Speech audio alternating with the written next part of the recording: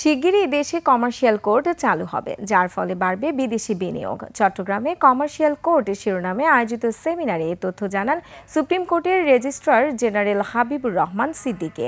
এ সময় প্রধান বিচারপতি ডক্টর সৈয়দ রেফাত আহমেদ বলেন, বিশ্বের বিভিন্ন দেশে কমার্শিয়াল কোর্টের মাধ্যমে ব্যবসা সহজ হওয়ায় বিদেশি বিনিয়োগ বেড়েছে। সম্প্রতি বাংলাদেশেও এ ধরনের কোর্ট স্থাপনের সিদ্ধান্ত নিয়েছে।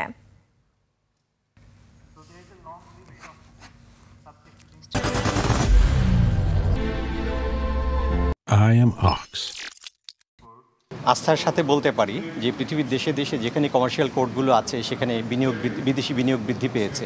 কাজে আমরা খুব আশা করছি যে বাংলাদেশেও এর ব্যতিক্রম হবে না এবং আমরা প্রচুর বিদেশি বিনিয়োগ পাবো, কারণ বিদেশি বিনিয়োগকারীরা সবসময় তাদের পুঁজি নিরাপত্তা চান। একই সাথে তারা প্রশ্ন করেন যে ওই জুডিশিয়াল সিস্টেমে কত তাড়াতাড়ি তাদের কোনো বিরোধ হলে সেই বিরোধটা নিষ্পত্তি হবে। এই ধরনের নিশ্চয়তা কমার্শিয়াল কোর্ট হওয়ার মাধ্যমে আমরা মনে করি যে আরও বেশি করে নিশ্চয়তা দিতে পারবো আমরা।